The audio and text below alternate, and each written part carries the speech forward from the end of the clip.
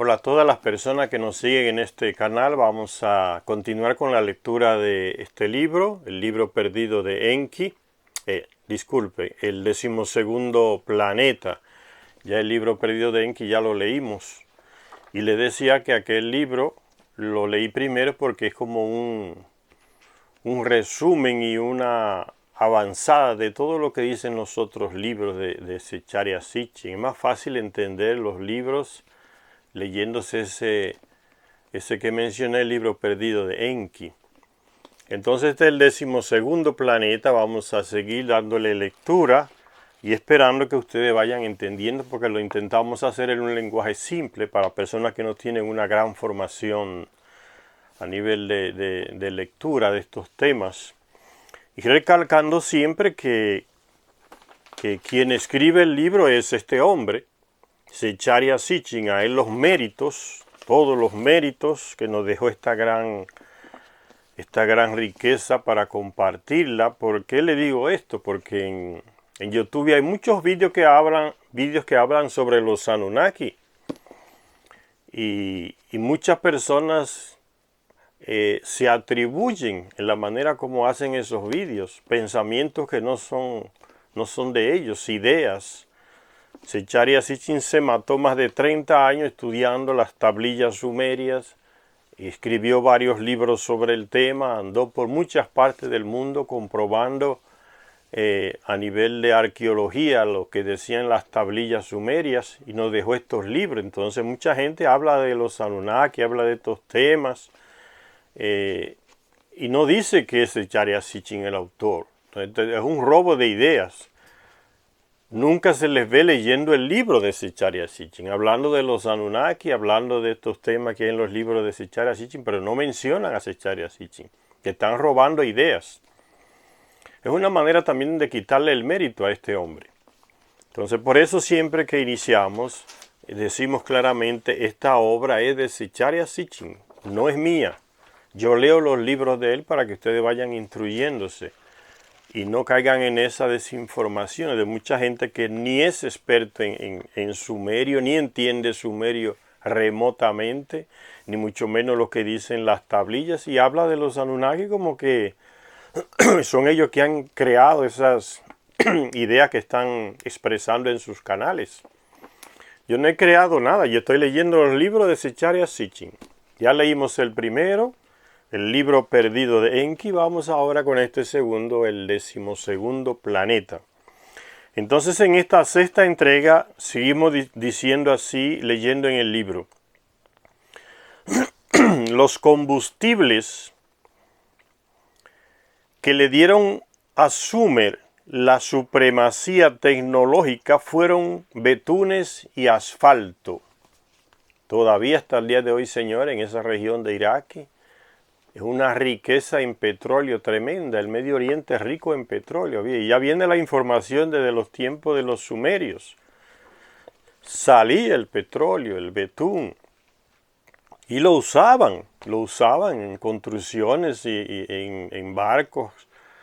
Entonces ya se le daba uso a esa riqueza que sale del terreno de esa región, ahí en Oriente Próximo, lo que hoy es Irak, donde floreció la civilización sumeria. Entonces sigue diciendo, los combustibles que le dieron a Sumer la supremacía tecnológica fueron betunes y asfaltos. Betunes es una emanación del petróleo y el asfalto es el mezclando el petróleo con la arena para pavimentar calles y cosas que lo usamos hasta el día de hoy. Entonces dice, la supremacía tecnológica fueron betunes y asfaltos. O sea, hubo toda una tecnología que se desarrolló alrededor de estas emanaciones de la tierra que tienen abundancia esos territorios, lo que hoy es Irak. Los combustibles que le dieron a Sumer la supremacía tecnológica fueron betunes y asfalto, productos del petróleo que se filtraban de forma natural hasta la superficie en muchos lugares de Mesopotamia, la región entre dos ríos, el Éufrates y el Tigris, en lo que hoy es Irak, Siria y esos lugares por ahí. dice que un químico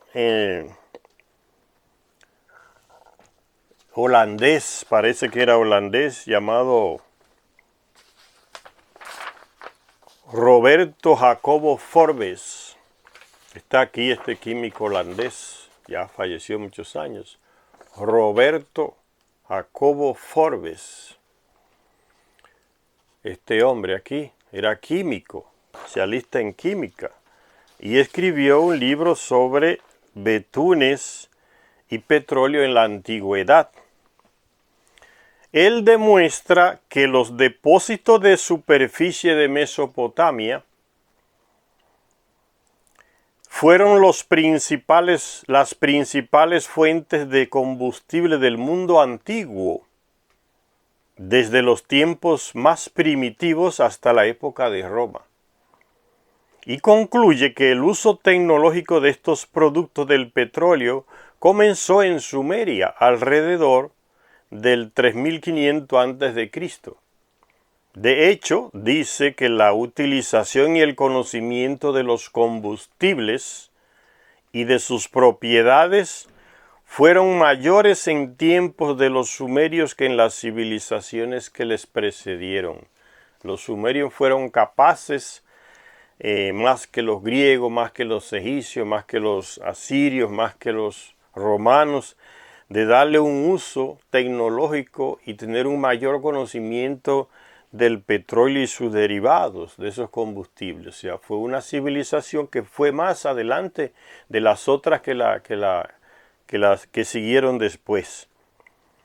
Dice, tan amplio fue el uso de los productos del petróleo entre los sumerios, no solo como combustibles, sino también como materiales para la construcción de caminos. Hoy lo usamos todavía para la construcción de carreteras, de calles, de pistas grandísimas. El petróleo, el asfalto, lo continuamos usando. Ya nos viene desde los sumerios esos conocimientos y esa tecnología con el petróleo y sus derivados. Tan amplio fue el uso de los productos del petróleo entre los sumerios, no solo como combustibles, sino también como materiales para la construcción de caminos, para impermeabilizar, calafetear, o sea, calafetear es cuando se le tapa cuando uno tiene un barco o un bote y quiere cerrar todos los orificios por donde puede entrar el agua, le pasa esa mezcla así como de petróleo y va sellando todo. Eso es calafatear. Pintar, cimentar, moldear, que cuando los arqueólogos buscaban a la antigua ciudad de Ur, ahí en esa región de Mesopotamia, el sur de Irak, la encontraron enterrada en un montículo que los árabes de la zona daban en llamar el montículo del betún. Este químico Forbes demuestra que la lengua sumeria tiene términos para cada género y variante de las sustancias bituminosas encontradas en Mesopotamia.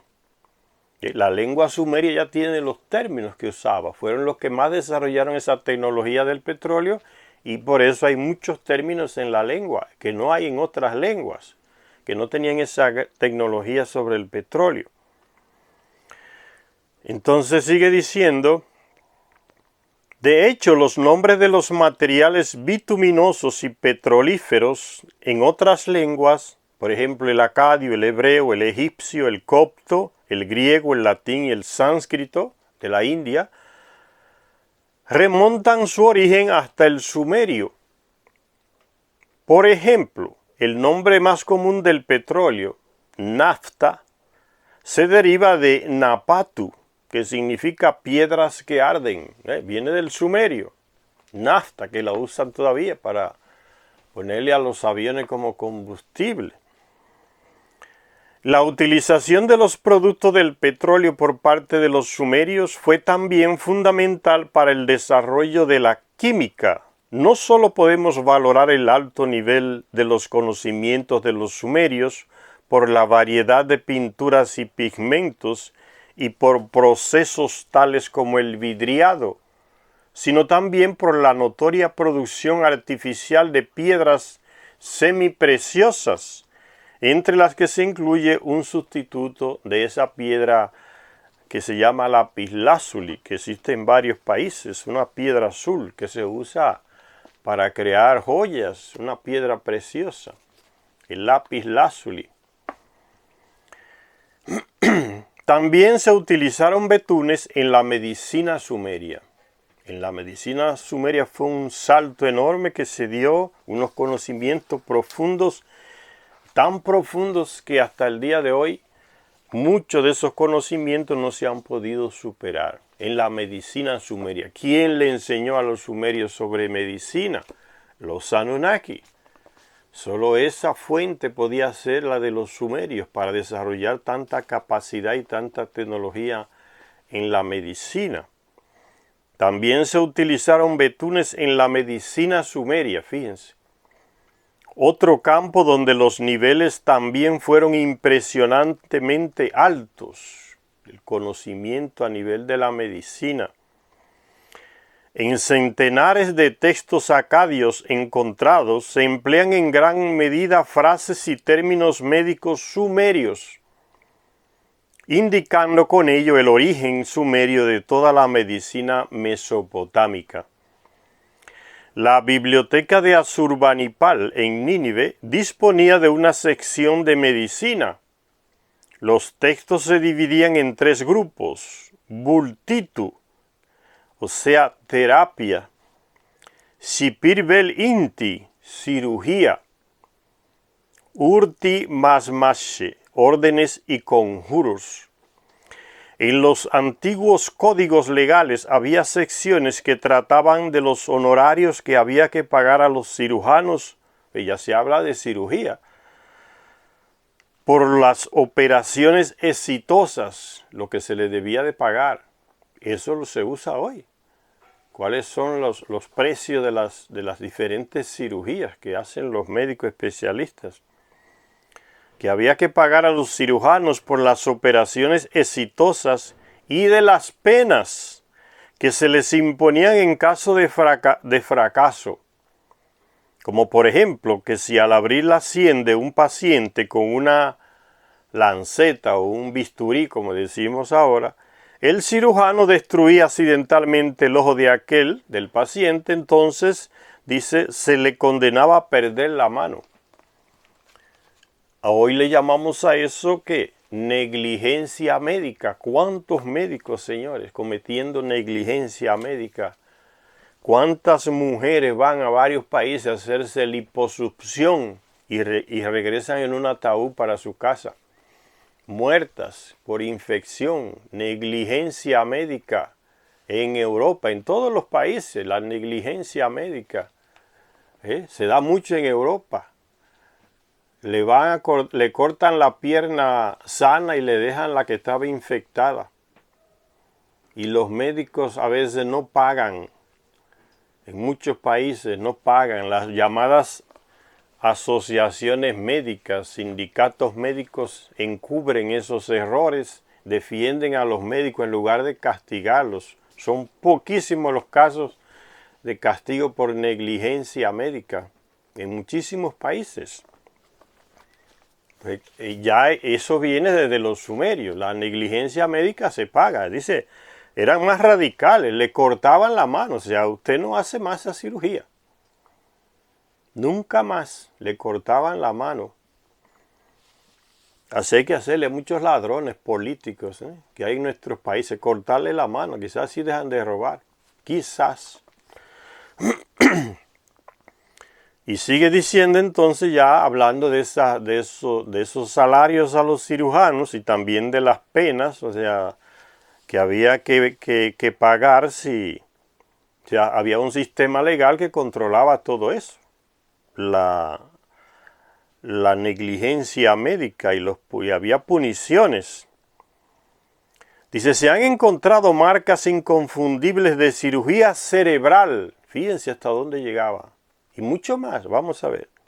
Cirugía cerebral en algunos esqueletos encontrados en tumbas de Mesopotamia y un texto médico parcialmente roto habla de la extirpación quirúrgica de una sombra que cubría el ojo de un hombre. Hoy le decimos a eso como catarata, una operación que se puede hacer, que es simple, y hay miles de personas en nuestros países que tienen catarata. Ahí me viene a la mente el programa que inventó Fidel Castro y Chávez para hacer ese tipo de cirugía gratis a todas las personas de bajos recursos de nuestros países de Latinoamérica. Operación Milagro. Y muchos gobiernos se esconden, no le dicen absolutamente ni media palabra de esos programas a sus ciudadanos mismos que tienen ese problema y no tienen dinero para pagarse una cirugía en el ojo de una catarata. No le dicen ni media palabra que esos programas gratuitos existen. Operación Milagro en Cuba, en Venezuela, para extirparle, quitarle esa catarata del ojo, una operación simple. ¿Cuánta gente ciego por esa operación tan simple?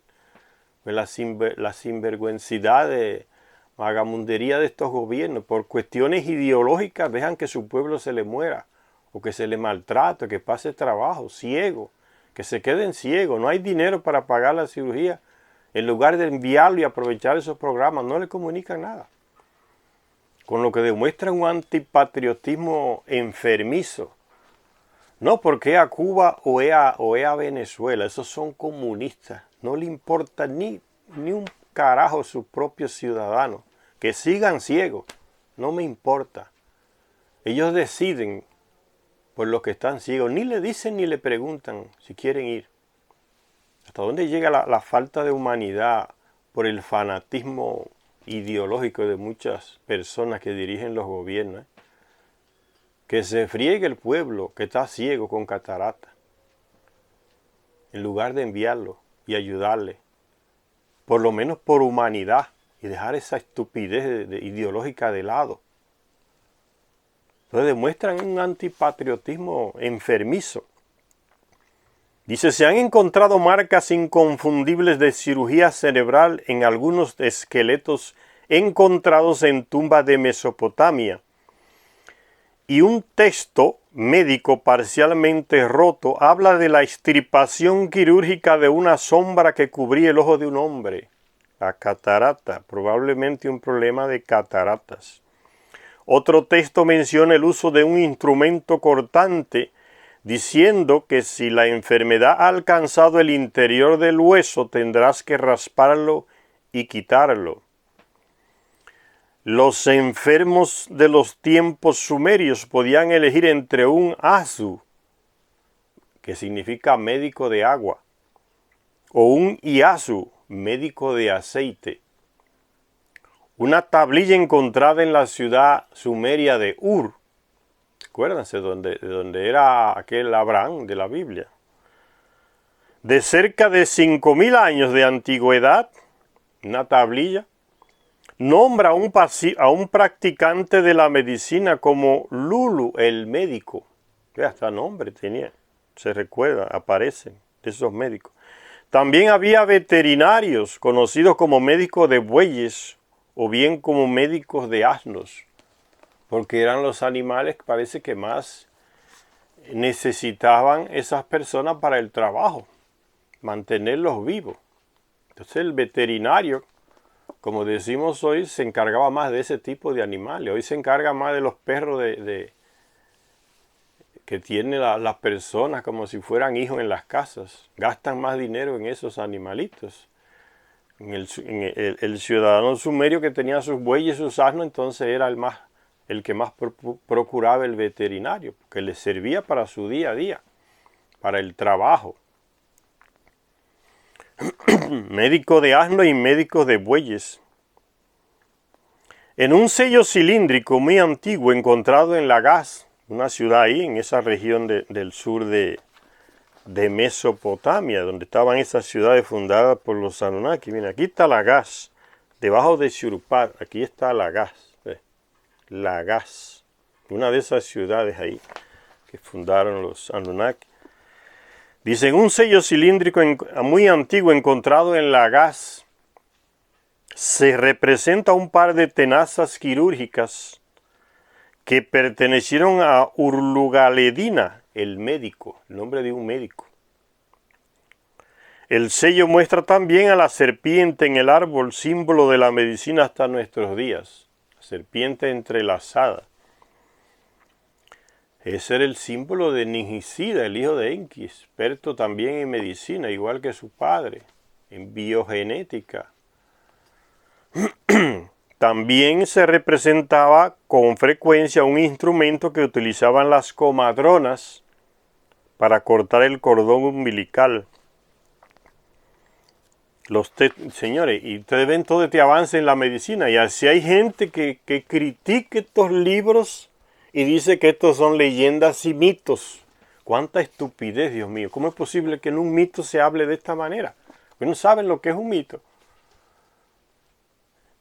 Solo la burrice de los europeos que metieron, como no saben, dicen que es mito o es leyenda. ¿A quién se le ocurre decir que estas informaciones tan precisas, probadas en las tablillas, arqueológicamente son mitos o leyendas? Solo un ignorante dice eso hoy. O uno que quiere desinformar o desprestigiar esta sabiduría antigua para que no llegue a la gente, para que se desinterese la gente. No, esos son mitos y leyendas. Léalo y piense con su cabeza. Usted halla que esto es mito y leyenda.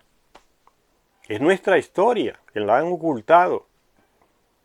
¿Por qué esa campaña desaforada cuando aparecen esos libros en internet de temas que no aparecen en las universidades ni en las escuelas? Inmediatamente es una campaña de desinformación, de desprestigio, le caen encima. Eso es mito, eso es leyenda, eso es fantasía, eso es de la imaginación. Es para acabar con la sabiduría, para esconderla, para desinformar, para que no llegue a la gente. Y prohíben hasta la edición de los libros, para que sea dificultoso al extremo en conseguirlo, que nadie lo lea prácticamente.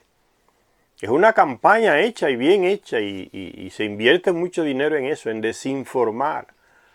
Personas que se dedican, por ejemplo, a escribir en Wikipedia.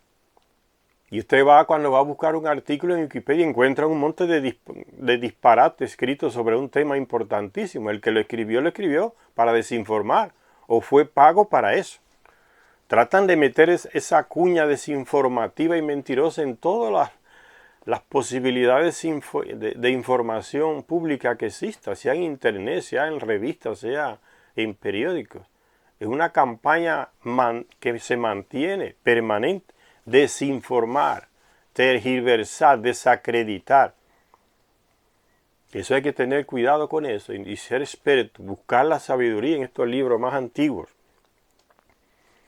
Dice que entonces ya se habla de instrumentos que se utilizaban, por ejemplo, las comadronas para cortar el cordón umbilical. Los textos médicos sumerios tratan del diagnóstico y de las recetas. Todavía usamos eso hoy, nos viene de ellos, el diagnóstico y la receta. No dejan lugar a dudas de que los médicos sumerios no recurrían a la magia o a la brujería.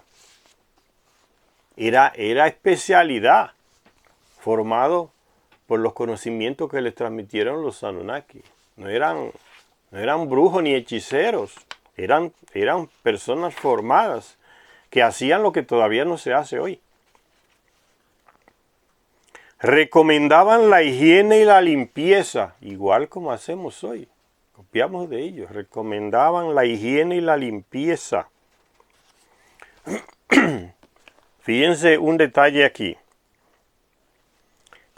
Entre los indígenas de nuestro continente, la limpieza estaba a siglos avanzada, más avanzada que la de los llamados civilizadores europeos que vinieron aquí.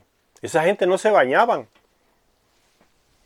Los indígenas pasaban horas en el río tomando baño, limpiándose, diariamente. El europeo pasaban semanas, meses, y entre la nobleza europea pasaban hasta años sin tomar baño. No hay un rey por ahí francés, un tal Luis XV, no sé cuál era, que hizo desmayar a una de las amantes por el mal olor que le salía. Tenía un año que no se bañaba. ¿Por qué fue que la peste negra mató casi el tercio de los europeos? Y la higiene. Se lo comieron los piojos, no se bañaban.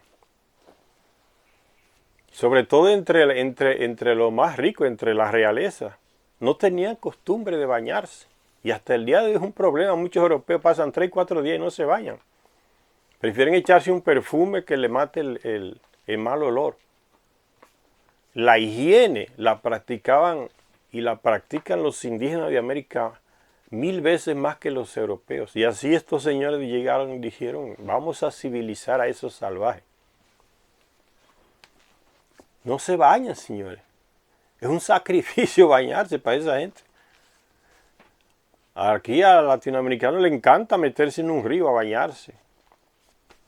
Un agua fresca, tomar un baño diario.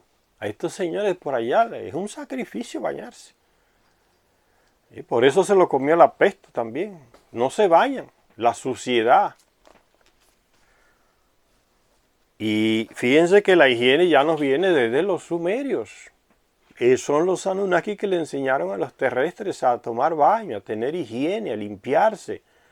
¿Como parte de qué? De su propia cura medicinal. Y eso pasa para esas grandes culturas antiguas, los egipcios, los griegos, los romanos. Tomar baño. Recomendaban la higiene y la limpieza, los baños de agua caliente y disolventes minerales, la aplicación de derivados vegetales y las fricciones con compuestos del petróleo. Se hacían medicinas de plantas y compuestos minerales. ¿Sí? Hoy seguimos igual. Y se mezclaban con líquidos o disolventes según el método de aplicación. Si era vía oral, se mezclaban los polvos con vino, cerveza o miel. Señor, eso es importantísimo este detalle. La mejor medicina hasta el día de hoy en Latinoamérica es la medicina cubana, señores. ¿Y qué recomienda esa medicina cubana? Cuando es en polvo, ciertos medicamentos, complementos para el organismo, son absorbidos de una manera más fácil. Sea en cápsulas rellenas de ese polvo, o sea en polvo. El cuerpo absorbe más fácil el remedio hecho polvo. Ya nos viene, fíjense, de los sumerios, señores, miles de años atrás, enseñado por los Anunnaki. Si era por vía oral, se mezclaban los polvos, ¿están viendo? Con vino, cerveza o miel. Los polvos. Si se vertían a través del recto, si se administraban como enema, que se inocula por el recto, se mezclaban ¿con qué? Con aceites vegetales. Fíjense el desarrollo medicinal, se sigue aplicando hoy.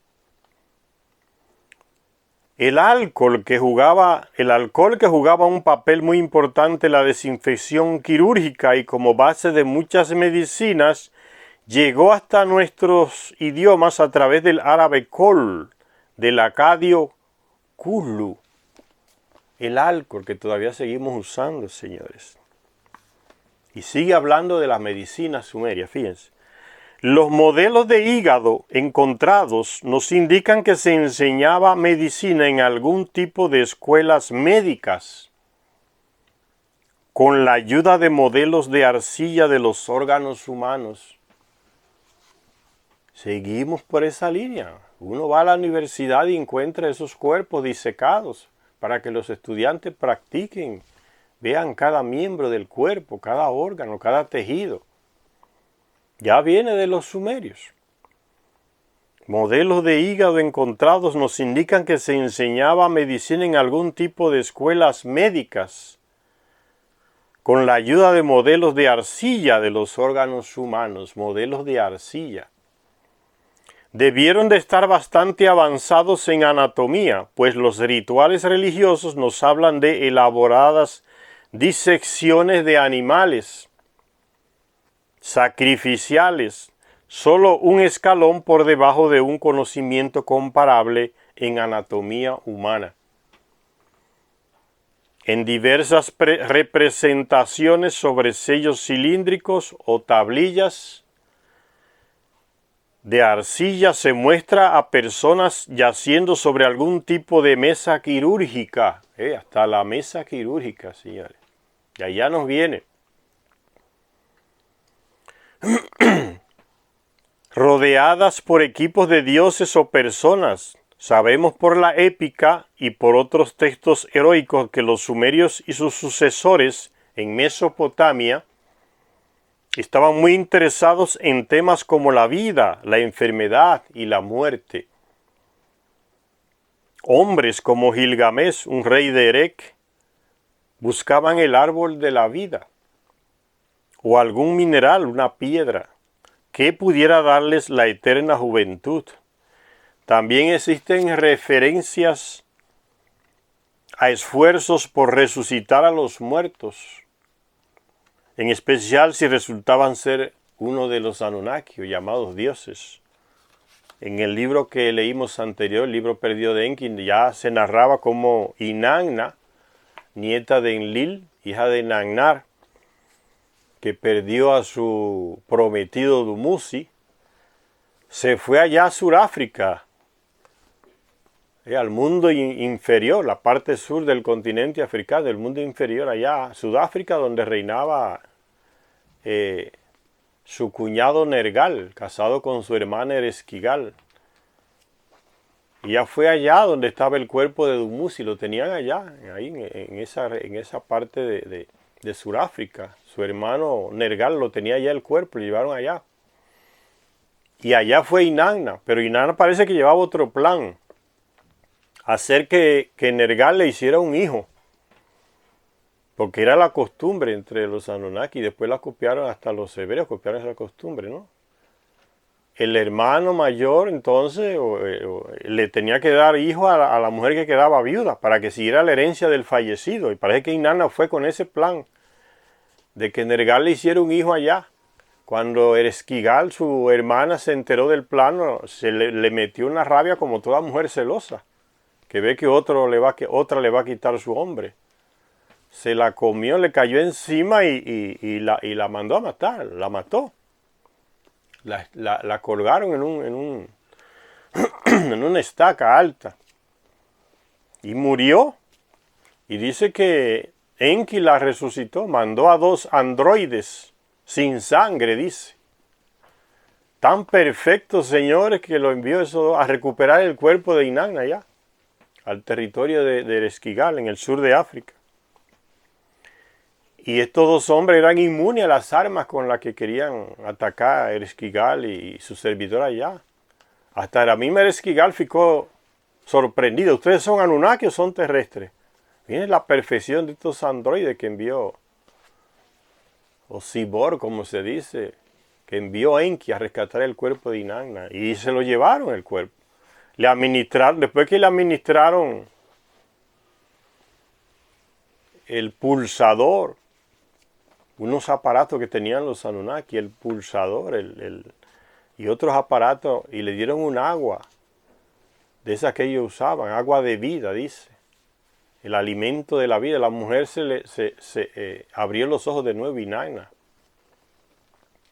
y fue allá donde Ereshkigal de nuevo, y le entregaron el cuerpo de Dumuzi y se lo llevó para embalsamarlo. Y sobre esta cuestión de la medicina hay más. Fíjense hasta dónde llega la medicina de los sumerios enseñado por los Anunnaki. Hay un texto, hace como 2 años atrás o 3 años, no sé si alguno de ustedes se recuerda, un médico, yo hallo que era italiano, dijo que iba a hacer el primer trasplante de cabeza a un hombre que estaba ahí en silla de ruedas, no sé si está todavía en silla de ruedas, con el cuerpo gastado, sentado, pero tiene el cerebro y la cabeza perfectos, pero el cuerpo no le sirve. Se ofreció como voluntario para ese trasplante de cabeza. Y eso salió en la noticia, después se apagó. Hasta el día de hoy uno no sabe si ese médico italiano hizo esa cirugía. Trasplante de cabeza en el cuerpo de ese hombre que se ofreció. Dice, no tengo nada a perder, yo me ofrezco, el cuerpo mío no me sirve para nada. Todo doblado y sentado en una silla de ruedas ahí, gastado. Pero la cabeza está perfecta, el cerebro. Y ese italiano iba a hacer trasplante de cabeza. Y desapareció la noticia como por arte de magia de los periódicos. Ninguna. Que ocultan las cosas. Hay un plan para ocultar. ¿Sucedió o no sucedió? Las grandes empresas farmacéuticas que controlan la medicina, controlan los laboratorios, controlan todo. Porque el plan es hacerse rico con la medicina, no curar a nadie. Son a veces la gente que hasta amenazan a esos médicos con matarlos. Si hacen esas cosas. O las publican. Se le va el negocio de las manos y no se sabe si ese médico italiano hizo ese trasplante de cabeza. Pero eso ya existía, lo hacían los sumerios. ¿Por qué? Porque enseñado por los Anunnaki. ¿Cuál tecnología que tenemos hoy es comparable con el conocimiento que tienen los Anunnaki? No hay manera. Son millones de años enfrente de nosotros. Y fíjense lo que dice este libro aquí de Zecharia Sitchin, lo que lo puedan comparar. El código cósmico, ven. Se llama este libro de Zecharia Sitchin, el código cósmico. Aquí fíjense lo que aparece en este libro, que un día lo vamos a leer. Dice, en otro relato dice, escrito en el papiro Huescar, está dando una fuente Zecharia Sitchin, escrita en otro relato escrito en el papiro Huescar, está en un museo, entonces es consultable esa fuente de Zecharia Sitchin, siempre hace eso, da fuentes consultables, son en el museo tal, en tal lugar, en el museo de tal país. Zecharia Sitchin es serio. Dice en otro relato escrito en el papiro Huescar, un hijo del faraón Khufu, que se reconoce también con el nombre de Keops, faraón Keops, el hijo del faraón Khufu, hijo de ese faraón, le habla a su padre de un anciano que estaba familiarizado con los misterios de Thoth. ¿Quién es Thoth? Enigicida, el hijo de Enki. El que vino aquí a Mesoamérica con muchos seguidores africanos. Y por eso esas caras de piedra en Mesoamérica, Costa Rica y esos lugares por ahí, esas grandes caras de africanos, son ellos, los llamados olmecas. Los trajo Enigicida, que fue el que ayudó a crear el terrestre junto con su padre Enki y con la media hermana de Enki, Nigmat, Anunnaki, puros. Enigicida, especialista en biogenética, que le cambió la genética a Adán. A Caín. Y Ninurta lo trajo aquí a América. Y esa fue la fuente, el origen de los indígenas, que no tienen ese tanto vello en el cuerpo ni barba. Ese Enigicida en Egipto se le llamaba Thoth. Y escribió libros también. Dice, libro de los secretos de Thoth. Él lo escribió y lo escondió para que sobreviviera por generaciones. Hijo de Enki, Thoth. Dice que ese hijo de ese faraón llamado Keops o Khufu le habló a su padre de un anciano que estaba familiarizado con los misterios de Thoth. Estoy leyendo en este libro de Zecharia Sitchin. El código cósmico. El código cósmico se llama. Está en español. Y dice que ese hijo de ese faraón le habló a su padre de un anciano que estaba familiarizado con los misterios de Thoth, el Anunnaki, Enigicida. Entre estos estaba la capacidad para devolverle la vida a los muertos. Enki le enseñó eso a Enigicida. Y Marduk, el mayor hijo de Enki, el primogénito, le reclamaba a Enki que no le dio ese conocimiento a él, pero se lo dio a Enigicida. Me ha dado mucho conocimiento, pero no me diste el de resucitar a los muertos. Lo tenía Enigicida, el hijo de Enki. Y sigue diciendo el texto aquí, entre estos estaba de todos estos misterios. Dice misterios, o sea, son conocimientos. Tenemos que interpretar cuando dice misterios de todo. Es un anciano familiarizado con los misterios de todo, o sea, con los conocimientos profundos de este Anunnaki. Entre estos conocimientos estaba la capacidad para devolverle la vida a los muertos. Deseando ver esto con sus propios ojos, el faraón ordena que le corten la cabeza a un prisionero. Bueno, a ese le fue mal a ese prisionero. Que le corten la cabeza a un prisionero, desafiando después al anciano sabio a que reponga la cabeza cercenada y le devuelva la vida al hombre. Miles de años, señores, cirugía de cabeza. ¿Y qué pasó? Fíjense, sigue diciendo. El sabio, el anciano sabio, se niega a llevar a cabo esta magia de Thoth, o sea, esta capacidad, esta tecnología, este conocimiento profundo de Thoth, Ninjicida. Él se negó a llevar a cabo esa exigencia del faraón sobre un ser humano. Eso es lo que quería hacer el italiano hace 2 o 3 años.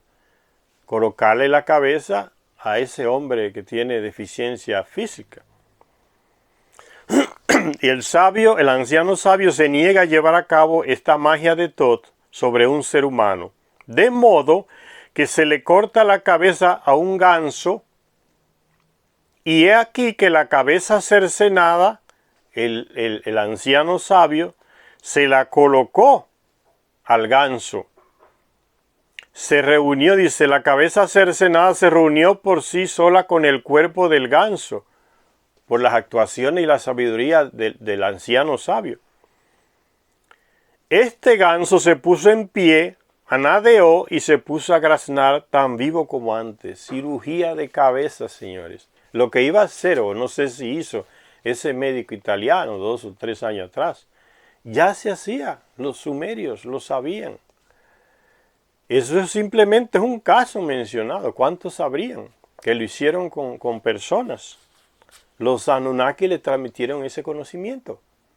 O no los Anunnaki concretos que sabían hacerlo. Como por ejemplo ese Thoth, Ninjicida, el hijo de Enki. Y sigue diciendo entonces que el ganso salió tan vivo como antes. Convenció, entonces ahí el faraón vio, es posible, al conocimiento. Y ese hombre venía de Sumeria. Tenía los conocimientos de ese Anunnaki. Recuérdense que Ninjicida gobernó un tiempo en Egipto y después fue expulso por Marduk y vino a estar por acá en Mesoamérica con sus seguidores africanos, como ya les dije. Y hay otro caso en que sí este dios Thoth coloca la cabeza en un ser humano. Fíjense, el mismo Dios llamado Dios, este Anunnaki, dice, sigue diciendo el libro aquí que estoy leyendo. Dice, en el antiguo Egipto, déjeme explicarle otra cosa, que dice que ese anciano sabio que restableció la cabeza en el ganso y el ganso salió vivo, graznando, y dice que él tomó palabras del libro de Thoth.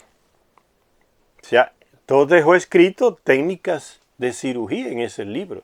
Y este anciano tuvo acceso a ese conocimiento, dice, con palabras de poder del libro de Thoth. Hizo esa cirugía en el ganso, el anciano sabio. Y continúa diciendo el libro aquí, en el antiguo Egipto era sabido que Thoth poseía de hecho la capacidad para resucitar a una persona que hubiera sido decapitada. El que le cortaban la cabeza. Reconectar la cabeza y devolverle la vida a la víctima debido a un incidente que había tenido lugar cuando Horus, recuerdan a Horus en el libro perdido de Enki, Horus, que nació ya estando su padre muerto. Inseminación artificial miles y miles de años atrás en Egipto. Horus, hijo de Osiris, que ya había muerto, lo ahogó su hermano Set, lo metió en un ataúd y se ahogó, lo echó al mar. Y la esposa de Osiris, Azar en el texto babilonio se llama Azar, hijo de Marduk, que ese es el rostro que está en la esfinge de Egipto, el rostro de Osiris, Azar, hijo de Marduk. Entonces quieren saber cómo era Osiris, la cara de él. Vean la esfinge de Egipto. Esa es la cara de él hasta el día de hoy. Osiris, Azar en el texto babilónico. Dice que Horus, Isis se inseminó o ayudada por Ningisida, el Thoth de Egipto. Y se inseminó sacando el ADN de las partes del cuerpo de Osiris que consiguió recuperar. Y se inseminó y nació Horus. Y que Isis lo crió con esa mentalidad de que tenía que vengar a su padre Osiris, que su tío Set lo había matado. Set, el hermano de Osiris, tío de Horus. Entonces cuando Horus crece, algunos Anunnaki le van enseñando artes marciales para prepararlo para ese hecho, para que venga a su padre muerto, para vengar, el vengador, Horus. Y recuerden que decíamos que ese Horus es el mismo Hermes de los griegos, que aparece con unas sandalias que vuelan. Esas sandalias se las dio un tío abuelo a Horus, que es el Hermes en Grecia. Por eso ustedes van a encontrar, buscan a Hermes en fotos, en internet, van a ver que tiene una sandalia con alas. Se la hizo Gibil, el hijo de Enki, científico profundo, alas que lo hacían volar. ¿Quién consigue eso hoy, señores? Está en las pinturas de los griegos. Hermes, búsquenlo para que vean. Aparece en las piernas con unas alas, las sandalias voladoras de Hermes. Se la hizo Gibil. Entonces, este Horus, llegando ya a una edad adulta, dice que se levantó en armas al fin contra su tío Set, que había matado a su padre Osiris. Tras las batallas entabladas por tierra, agua y aire, se enfrentaron en una nave pequeña, los dos en una nave, y Horus lo venció lanzando proyectiles. Se lanzaban proyectiles de una nave a otra. Por eso dice aquí el texto: tras las batallas entre todos señores, Horus y su tío Set, entabladas esas batallas por tierra, agua y aire, Horus consiguió capturar a Set y a sus tenientes, los llevó ante Ra. ¿Quién es Ra? Ra es el abuelo de Horus, Marduk, que en Egipto se le llamaba Ra. Marduk, Amón Ra, que es Amón significa amén. Amón Ra es Marduk, que tenía su centro de poder después que dejó Egipto y se fue y se centró allá en Babilonia. Construyó Babil, la ciudad de Babil, donde quería levantar una torre de lanzamiento de naves. Y ese hecho se conoce en la Biblia como la Torre de Babel. Entonces dice que Set, después que capturó a su tío, Horus, después que venció a Set en la batalla, lo capturó y algunos de sus tenientes, de sus ayudantes, los capturó y los llevó ante Ra, ante Marduk. ¿Qué hago con ellos? Y Marduk le dice, o Ra en Egipto le dice, decide tú. Y entonces Horus empezó a matarlos cortándole la cabeza uno a uno. Comenzó por los tenientes, uno a uno, cortándole la cabeza. O sea, él mismo decidió qué hacer entonces. Le iba cortando la cabeza uno a uno. Cuando le tocó el turno a Set, que era su tío, entonces recuérdense que Set era hermano de Osiris. Y Isis era también media hermana de Osiris. Entonces, y media hermana de Set. Porque Set y Osiris eran hermanos, los dos hijos de Marduk. Entonces dice que después de que le cortó la cabeza a los tenientes de Set, le llegó el turno de Set. Pero que Isis estaba presente, la madre de Horus. Dice, cuando le tocó el turno a Set, Isis no pudo soportar que se le fuera a hacer esto a su hermano. Eran hermanos, hijos de una madre distinta, pero del mismo padre. Y le impidió a Horus, su hijo, que ejecutara a Set, porque no soportaba ver a su hermano con la cabeza rodando en el suelo, como los otros terrestres tenientes. ¿Y qué hizo Horus? el hijo de Isis, se enfureció, se puso rabioso. Enfurecido, Horus se volvió contra su madre, Isis, y la decapitó a ella.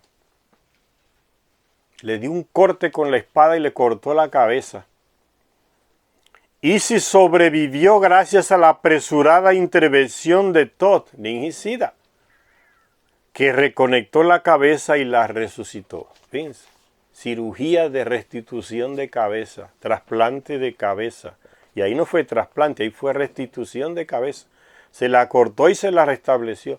¿Hasta dónde uno puede imaginar el conocimiento de los Anunnaki en medicina? No hay manera, pero se lo transmitió a varios terrestres. Porque este sabio anciano, leyéndose el libro de Tot, donde lógicamente hay que concluir que habían indicaciones sobre medicina y cómo hacer esa cirugía, consiguió restablecer la cabeza al ganso y el animal comenzó a caminar vivo, a graznar.